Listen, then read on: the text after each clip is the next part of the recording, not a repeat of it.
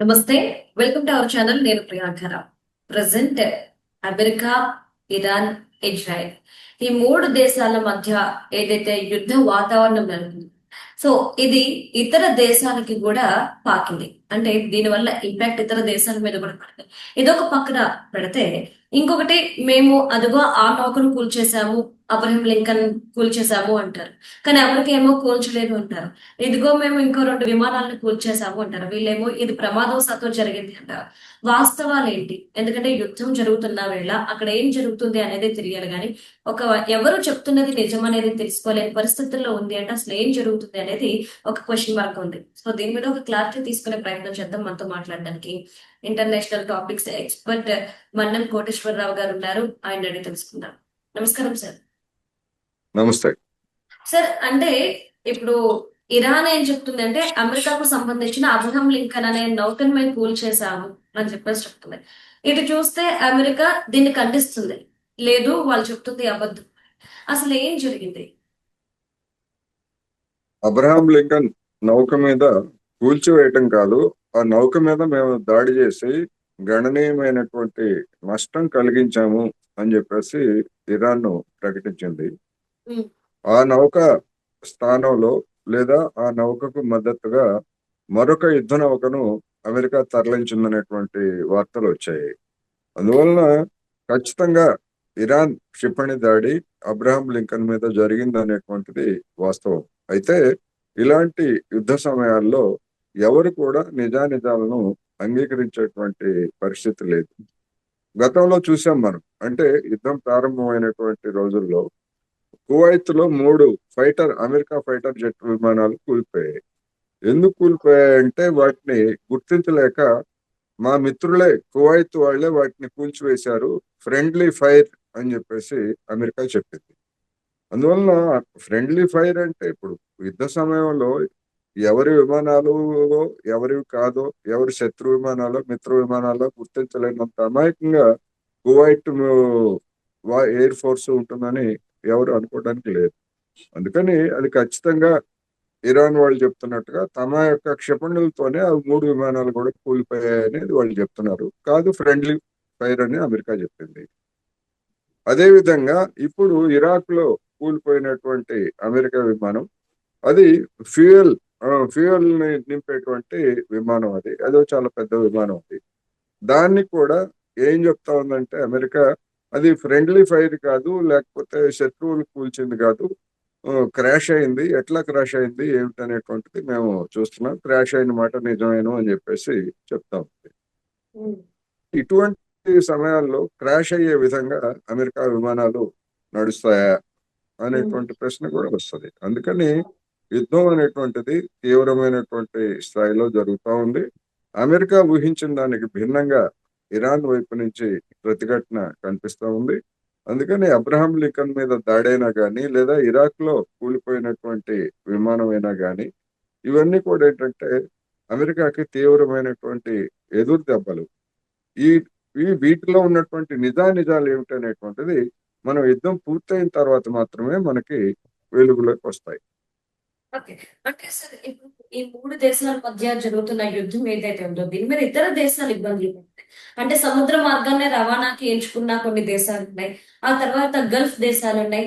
ఈ ప్రభావం వీటి మీద పడటం వల్ల చాలా ఇంపాక్ట్ అనేది ఉంది. మరి ఎప్పుడు దీనికి ఫుల్ స్టాప్ పడుతుంది? ఎలా దీని నుండి తప్పించుకోవచ్చు? దానికి డొనాల్డ్ ట్రంపే సమాధానం చెప్పాలి. ఎందుకంటే ట్రంప్ 5 వారాల పాటు, కనీసం 5 వారాల పాటు మేము దాడులు చేస్తామని చెప్పాడు. 5 వారాల పాటు దాడులు చేస్తే మరి ఇరాన్ కూడా అదే 5 వారాల పాటు ప్రతిఘటన దాడులు చేస్తుంది. హార్ముజ్ జలసంధిని 5 వారాల పాటు మూసివేస్తుంది అనేటువంటిది ఇప్పటికే స్పష్టమైంది. అందుకని ఎవరైతే యుద్ధం ప్రారంభించారో వాళ్లే చెప్పాలి, లేదా ఆ యుద్ధానికి ప్రారంభించినటువంటి వాళ్ళకి మద్దతు ఇస్తున్నటువంటి వాళ్ళనే చెప్పాలి, లేదా ఆ డొనాల్డ్ ట్రంప్ కి, నెతన్యాహుకి మిత్రుడైనటువంటి నరేంద్ర మోడీ గారైనా వాళ్ళతో మాట్లాడి ఎన్ని రోజుల్లో యుద్ధం ముగుస్తుంది అనేటువంటి సమాచారాన్ని లోకానికి వెల్లడించాలి. అందువలన చేసినటువంటి వాళ్ళు చేస్తున్నటువంటి వాళ్ళు వాళ్ళకి మిత్రులుగా ఉన్నటువంటి వాళ్ళు మరి వాళ్ళతో మాట్లాడి యుద్ధాన్ని ఎప్పుడు ఆపుతారు, మన దేశంలో కావచ్చు ప్రపంచంలో ఉన్నటువంటి జనానికి ఇబ్బందులు ఎప్పుడు తప్పిస్తారు, లేదా ఆర్థికంగా జరిగేటువంటి నష్టాలను ఎట్లా నివారిస్తారనేటువంటిది చెప్పాల్సిన బాధ్యత అమెరికా మీద, లేదా అమెరికాని సమర్థిస్తున్నటువంటి వాళ్ళు ప్రత్యక్షంగా సమర్థించినా లేదా పరోక్షంగా సమర్థించినా వాళ్ళు చెప్పాల్సిందే తప్ప ఎవరు మిగిలినటువంటి వాళ్ళు చెప్పేటువంటి స్థితిలో లేరనేది నా అభిప్రాయం. సార్ అంటే ఇప్పుడు మోడీ గారు అన్నారు కాబట్టి ట్రంప్ ఒక ప్రకటన చేశారు సార్. అంటే ప్రెసెంట్ భారతదేశంలో మనకు కావాల్సిన ఆయిల్ ఉన్నప్పటికీ కూడాను గ్యాస్ కొరత అనేది ఏర్పడింది. ఇప్పుడు ట్రంప్ ఏమంటున్నారంటే మీరు రష్యా నుండి ఎగుమతి చేసుకుంటున్నారు కాబట్టి మేము మీకు ఫ్రీడమ్ ఇస్తున్నాము, మీరు రష్యా నుండి ఆ, దిగుమతి చేసుకోవచ్చు అంటున్నారు. రష్యా ఏమో అసలు వాళ్ళకి మీరు పర్మిషన్ ఇవ్వడానికి మీరెవరైనా క్వశ్చన్ చేస్తుంది.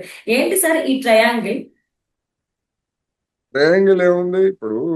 రష్యా కావచ్చు, భారత్ కావచ్చు, మరొక దేశం కావచ్చు, ఇవన్నీ కూడా సర్వసత్తాక గణతంత్ర దేశాలు. అలాంటి దేశాలకి మీరు ఫలానా దగ్గర నుంచి కొనుక్కోండి, లేదా ఫలానా దగ్గర నుంచి మీరు కొనుక్కోవడానికి వీల్లేదు అని ఆదేశాలు చేయడానికి ట్రంప్ ఎవడు? వాడికి ఎవడిచ్చాడు అధికారం ప్రపంచంలో? అందుకని అమెరికాకి కానీ ట్రంప్ కానీ అలాంటి అధికారం ఏమీ లేదు. కాకపోతే ఏంటంటే అమెరికాకి ట్రంప్ కి లొంగిపోతున్నటువంటి దేశాలు, నేతలు ఉన్న కారణంగా ఇష్టం వచ్చినట్టు ప్రవర్తిస్తున్నాడు. అందుకని అది కూడా మన రష్యా నుంచి చమురు కొనుగోలు చేయడానికి అనుమతి ఇవ్వలేదు. కొత్తగా రష్యా నుంచి బయలుదేరి సముద్రాల్లో నిలిచిపోయినటువంటి నౌకల్లో ఉన్నటువంటి చమురును కొనుగోలు చేయడానికి మాత్రమే అమెరికా అనుమతి ఇచ్చింది తప్ప కొత్తగా రష్యాలో కొనుగోలు చేయడానికి అనుమతి ఇవ్వలేదు. అందుకని మరి ఆ, ఈ పరిస్థితి ఈ విధంగా ఉన్నప్పుడు మరి ఎందుకని మన దేశం కానీ లేదా రష్యా స్పందించింది, మరి మన దేశం ఇంతవరకు స్పందించలేదు? వాడెవడు ఇవ్వడానికనే మాట మన వైపు నుంచి రాలేదు. ఎందుకని మనం భయపడుతున్నామా? మనకి 56 అంగుళాల ఛాతీ ఏమైంది? మన ఛాతీ 6 అంగుళాలకు పడిపోయిందా? అసలు పనిచేయడం ఆగిపోయిందా? ఇది సమస్య, ఆత్మగౌరవం సమస్య. ఒక ప్రధానమంత్రిగా నరేంద్ర మోడీ గారు ఉన్నారా, లేకపోతే ఇంకొకళ్ళు ఉన్నారా అని కాదు. మన దేశ ఆత్మగౌరవాన్ని మనం ఎందుకని ప్రదర్శించట్లేదు? ట్రంప్ ఈ విధమైనటువంటి ఆదేశాలు జారీ చేస్తూ ఉంటాయి. ఇది సమస్య ఇవాళ. అంటే ఇప్పుడు మనకి భారతదేశంలో కూడా విపరీతమైన గ్యాస్ కొరత అనేది ఏర్పడింది. అంటే ఇప్పుడు ఖచ్చితంగా ఎలా ఏదైనా చర్యలు తీసుకోవాల్సిన సిచ్యువేషన్ వచ్చేసింది. బయట చూస్తే రెస్టారెంట్లు కావచ్చు, హోటల్స్ కావచ్చు, అన్ని కూడా బంద్ అయిపోయినాయి, గ్యాస్ దొరకట్లేదు. మరి ఇలాంటి సిచ్యువేషన్ లో భారత్ అంటే నరేంద్ర మోడీ గారు ఎందుకు కలగజేసుకోకుండా ఉన్నారు? ఆయన ఒక మాట చెప్తే ఇరు దేశాలు కూడా ఇనే సిచ్యువేషన్ లో ఉన్నాయి, మిత్ర దేశాలని మీరు చెప్తున్నప్పుడు ఎందుకు స్టెప్ తీసుకోకుండా తటస్థంగా ఉంది? ఈ పరిస్థితికి మన దేశంలో గ్యాస్ కొరతకు ఏర్పడటానికి పూర్తి బాధ్యత కేంద్ర ప్రభుత్వానిదే. ఉమ్, ఎందుకు అంటే గడిచినటువంటి కొద్ది నెలలుగా అమెరికా వాళ్ళు మేము ఇరాన్ మీద దాడి చేస్తాము, లేదా ఉమ్, ఇరాన్ నాయకుల్ని చంపేస్తాము, లేదా వాటి అణు కేంద్రాలను ధ్వంసం చేస్తామని వాళ్ళు బహిరంగంగా చెప్పారు. దానికి ప్రతిగా ఇరాన్ ఏం చెప్పింది? మీరు మా మీద దాడులు చేసేట్లయితే ఆ ప్రాంతంలో ఉన్నటువంటి మాకు అందుబాటులో ఉన్నటువంటి మీ సైనిక స్థావరాలన్నింటి మీద మేము దాడులు చేస్తాం, అదేవిధంగా హార్ముజ్ జలసంధిని మేము మూసివేస్తాము అని వాళ్ళు కూడా బహిరంగంగా చెప్పారు. ఇటువంటి పరిస్థితి వచ్చినప్పుడు ఒకవైపు ఇందాక మీరు ప్రస్తావించినటువంటి అబ్రహాం లింకన్ కానీ లేదా ఇతర యుద్ధ నౌకలను కానీ మొత్తం అమెరికా ఆ ప్రాంతానికి అంతటికి తరలించి ఇరాన్ మీద దాడి చేయడానికి పూనుకున్నప్పుడు మరి మన దేశంలో ఉన్నటువంటి ఏం చేస్తుంది? మన గూఢచార శాఖలో ఏం చేస్తుంది? ఉమ్, మన అజిత్ దోవల్, జేమ్స్ బాండ్ అని చెప్తారు కదా, మన అజిత్ దోవల్ ఏం చేస్తున్నాడు? హాలీవుడ్ సినిమాల్లో లాగా అమ్మాయిలతోటి షికారులు చేస్తున్నాడా, లేకపోతే గూఢచర్యం చేసి సమాచారాన్ని సేకరిస్తున్నాడా? ఉమ్, ఏమీ లేదు. ముందుగా అటువంటి పరిస్థితి వస్తే మనం దిగుమతుల మీద ఆధారపడి ఉన్నాము, గ్యాస్ కి, చమురుకి. అందుకని మనం సాధ్యమైనంత వరకు ముందుగా 2 నెలలకు 3 నెలలకు అవసరమైనటువంటి గ్యాస్ను దిగుమతి చేసుకొని నిల్వ చేసుకోవాలి అనేటువంటి ముందు జాగ్రత్త చర్య ఎక్కడన్నా ఉందా? అటువంటి ముందు జాగ్రత్తగా ఆలోచించి గ్యాస్ దిగుమతి చేసుకొని ఉంటే ఈ పరిస్థితి తలెత్తుండేది కాదు. ఇప్పుడు మీరేం చెప్తారు? ఏం చెప్తాం? మీరు నేను ఏం చెప్తాం? చేయాల్సింది మీరంతా చేయాల్సిన వాళ్ళు పడుకొని నిద్రపోతా ఉంటే చేయాల్సిందంతా మీరు చేసి ఇప్పుడు జనాన్ని గ్యాస్ వాడకాన్ని తగ్గించండి, కట్టెల పొయ్యిలు పెట్టుకోండి, ఇండక్షన్ స్టవ్స్ కొనుక్కోండి అంటే మరి ఏం చేస్తున్నట్టు? మీరేం చేస్తున్నట్టు? ఉమ్. అందుకని ఇవాళ తలెత్తినటువంటి పరిస్థితికి పూర్తిగా వాళ్ళదే బాధ్యత. ఇప్పుడు 2 వారాల తర్వాత నరేంద్ర మోడీ గారు ఇరాన్ అధ్యక్షుడితోటి నిన్న మాట్లాడారు. అవును సార్. ఏం చేశారు? మరి 14 రోజుల నుంచి యుద్ధం జరుగుతూ ఉంటే మిగతా దేశాలు వాళ్ళందరితోటి మాట్లాడారుగా. ఇరాన్తో కూడా మాట్లాడి కొద్ది రోజులు మీరు దాడులు ఆపండి, మేము అమెరికా వాళ్ళతో కూడా మేము మాట్లాడతాము, దాడులు ఆపితే మేము అవసరమైన గ్యాస్ ఇవన్నీ కూడా మేము సరఫరా చేసుకుంటాము, కొద్ది రోజులు ఆపండి. అదేవిధంగా గల్ఫ్ లో ఉన్నటువంటి మా కార్మికులు ఉన్నారు, దాదాపు 1,000,000 మంది ఉన్నారు, వాళ్ళందరినీ కూడా మేము మా దేశానికి వచ్చేటువంటి వాళ్ళందరినీ కూడా మేము రప్పించుకుంటాము అని ఎందుకు మాట్లాడలేకపోయారు? 15 రోజులు 14 రోజుల తర్వాత ఏం మాట్లాడతారు ఇరాన్ తోటి? అందుకని చేయాల్సిందంతా చేసి నిద్రపోయి తీరా చేతులు కాలిన తర్వాత ఆకులు పట్టుకున్నట్టుగా ఇప్పుడు జనం మీద లేకపోతే ప్రతిపక్షాల మీద లేదా విమర్శించేటువంటి వాళ్ళ మీద మీరే భయాన్ని లేపుతున్నారని చెప్పారు. గ్యాస్ గురించి భయాన్ని, జనంలో భయాన్ని నెలకొల్పింది ఎవరు? కేంద్ర ప్రభుత్వం కదా. గతంలో ప్రతి 2 రోజులకి 3 రోజుల తర్వాత అయినా గ్యాస్ బుక్ చేసుకునేవాళ్ళు. సరే, ఎన్ని రోజులకి వచ్చేదో అది వేరే అంశం. 21 రోజుల తర్వాతనే బుక్ చేసుకోవాలి అని ఒకసారి, 25 రోజుల తర్వాతనే బుక్ చేసుకోవాలని మరొకసారి, గ్రామీణ ప్రాంతాల్లో అయితే 45 రోజుల తర్వాత మాత్రమే బుక్ చేసుకోవాలని, ఆ బుక్ చేసుకున్నటువంటి వాళ్ళకి కూడా గృహస్థులకు మాత్రమే మేము ప్రాధాన్యత ఇస్తామని ఇవన్నీ చెప్పింది మీరు. ఇవన్నీ ఇన్ని చెప్పిన తర్వాత ఎవరిలో అయినా ఏ విధమైనటువంటిది ఉంటది? ఓహో, తీవ్రమైనటువంటి గ్యాస్ కొరత ఏర్పడింది అనేటువంటి భయంతో ఎవరికి వాళ్ళు బుక్ చేసుకోవడం మొదలు పెట్టారు. అది బుక్ చేసుకోవట్లేదు, తీసుకోవట్లేదు, వాళ్ళ ఆర్డర్స్ తీసుకోవట్లేదు బుకింగ్. అందుకని చేయాల్సిందంతా మీరే. ముందు చేయాల్సింది చేయలేదు, తర్వాత చేయాల్సింది చేయలేదు. ఇప్పుడు ఏం చెప్తున్నారు? 10% అదనంగా ఉత్పత్తిని పెంచుతాం, 20% అదనంగా ఉత్పత్తిని పెంచుతాం. సాధారణ ఉత్పత్తే లేదంటా ఉంటే 10%, 20% అంటే ఎవరైనా నమ్ముతారా ఈ మాటల్ని? అందుకని ఈ పరిస్థితికి బ్లాక్ మార్కెటింగ్ అయినా, కొరతకైనా, దేనికైనా కానీ, ఎందుకని గ్యాసు, చమురు అనేటువంటివి కేంద్రానికి సంబంధించినటువంటి అంశాలు, రాష్ట్రాలవి కాదు. రాష్ట్రాలు కేవలం పంపిణీ చేస్తాయి మాత్రమే. అందుకని పూర్తి బాధ్యత కేంద్ర ప్రభుత్వమే వహించాలి. దాన్ని పరిష్కరించాల్సినటువంటి బాధ్యత కూడా అదే. ఏం చేయమంటారు? సలహాలు ఇవ్వమంటారు. ఎస్, మీరు ఇండక్షన్ స్టవ్లు ఉచితంగా ఇవ్వండి, అడిగిన వాళ్ళందరికీ, గృహస్థులకి పెట్టుకుంటారు.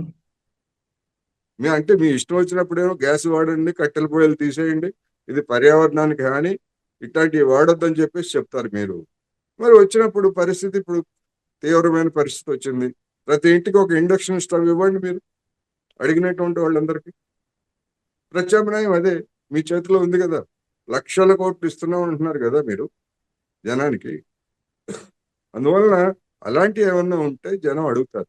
అసలు మీరు ప్రతిపక్షాలతో మాట్లాడరు, పార్లమెంట్ లో మాట్లాడరు, బయట మాట్లాడరు. ఏంటి మౌనం? ఏంటి? వండరాయికి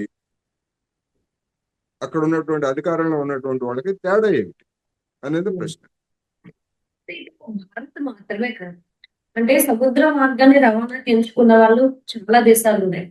మరి వీళ్ళైనా సరే ఒక యుద్ధం మొదలవుతున్నప్పుడు లేదు, మీరు యుద్ధం చేస్తే ఈ ఇంపాక్ట్ అన్ని దేశాల మీద పడుతుంది కాబట్టి సామరస్యంగా సమస్యని పరిష్కరించుకుందాము అని ఒక్కరు కూడా రావు. ఈరోజు మీరు అన్నట్టు చేతుల కాల కాకులు పట్టుకోవడం అని మొత్తం నష్టపోతున్న టైంలో వచ్చి ఇది ఆపండి బాగు అని చెప్పేసి అంటున్నారు. ఏంటి ఈ విధానం? అంటే ఒక మాట మీద ఎందుకు నడవట్లేదు ఈ అన్ని దేశాలు? ఇప్పుడు యుద్ధం ప్రారంభం కాకముందు నరేంద్ర మోడీ గారు కావచ్చు, లేదా మిగిలినటువంటి దేశాలు కావచ్చు, మన మిత్రపక్షాలేగా వాళ్ళు, అంతే మిత్ర కదా. దేశాలే కదా.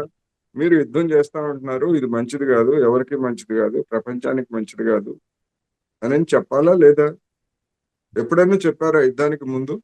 చెప్పకపోగా రేపు యుద్ధం ప్రారంభం అవుతుందని, ఎల్లుండి యుద్ధం ప్రారంభం అవుతుంది అనగా ఇజ్రాయిల్ వెళ్ళి అక్కడ ప్రశంసలు పొంది వాళ్ళని పొగిడొస్తారు. ఆయన ఏమనుకుంటారు జనం? మీరు వెళ్ళొచ్చిన తర్వాతనే కదా యుద్ధం ప్రారంభమైంది, మీకు తెలియదని అనుకుంటారా? ఒకవేళ తెలియదు అనుకుంటే మన గూఢచారి శాఖ ఏం చేస్తున్నట్టు? లేదు, తెలిసింది అనుకుంటే మౌనంగా ఎందుకున్నారు మీరు? ఇరాన్ని హెచ్చరించాలి కదా, వాళ్ళ నౌకను ముంచేస్తా ఉంటే శ్రీలంక దగ్గర. అందుకని అనేకమైనటువంటి ప్రశ్నలు. ఈ మౌనంతో ఈ మౌన బాబా తోటి, మహామౌని బాబా తోటి చర్యలతోటి అనేకమైనటువంటి ప్రశ్నలు ఎవరైనా ప్రశ్నించేట్లయితే మీరు దేశద్రోహులు, అర్బన్ నక్సల్స్, లేకపోతే దేశానికి వ్యతిరేకంగా మాట్లాడుతున్నారని చెప్పేసి ఎదురు దాడి చేస్తారు. ఎంతకాలం చేస్తారు దాడి? అందుకని ప్రతి దానికి కారణం ఖచ్చితంగా కేంద్ర ప్రభుత్వానిదే అనేది స్పష్టంగా నా అభిప్రాయం చెప్తాను. Thank you so much. Thank you.